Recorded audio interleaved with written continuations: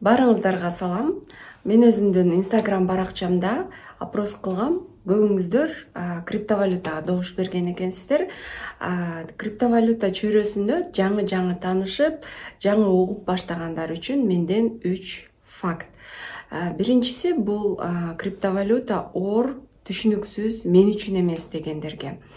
Ооба, крипто дүйнөсү тез өзгөрүп турат, көп маалыматты талап кылат жана көп адамдар менен баарлашып турууну талап кылат. Бирок крипторынокто 10 миңден ашык монетанын түрлөрү бар.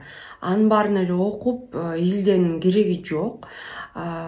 Топ 3 монета бар, бул биткоин, эфириум, анан электрондук доллар USDT деп коет. Ошол үчөөнү эле сиз кантип сатып алыш керек, кантип сатыш керек, башка менен кантип алмашыш керек, ошону билсеңиздер, башка монеталардын иштөө принциптерин дагы сиз түшүнөсүз.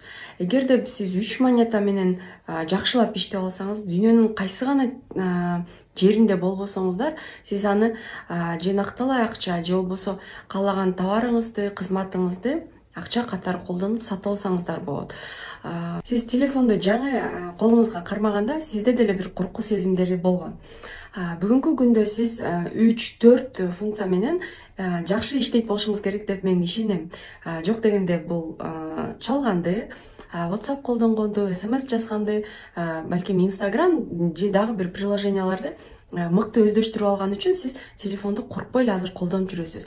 Жаңы бир разработкалар, приложениялар ачылып атат.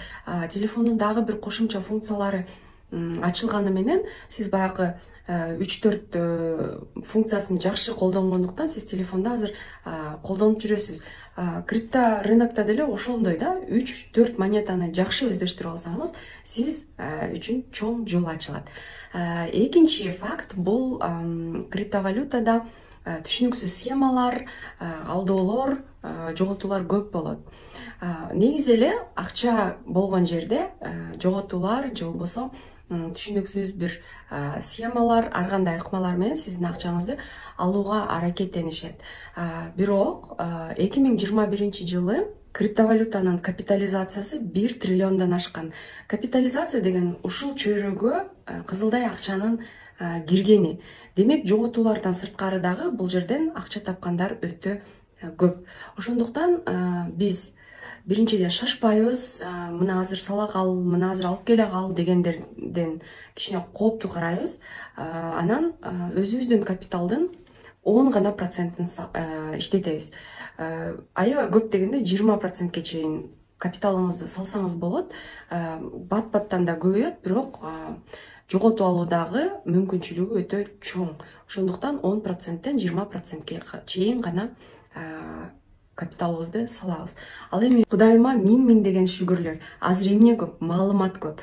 YouTube'дагы тез көрө кал, мынтип салды, бетке айтып салды деген мусор видеолорду көргөнчө, келиңиздер пайдалуу нерселерди, дүйнө кандай өнүгүп атат, эмнелерди багынтып атат, башка чет мамлекеттер кандай маселелерди чечип, кандай өнүгүү жолунда турат, ошондой пайдалуу нерселерди көрөлү.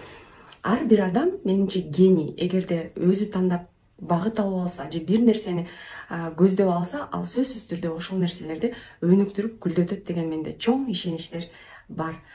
Ушуну менен амандыкта көрүшкөнчө, сиздер менен урматым менен Раиса.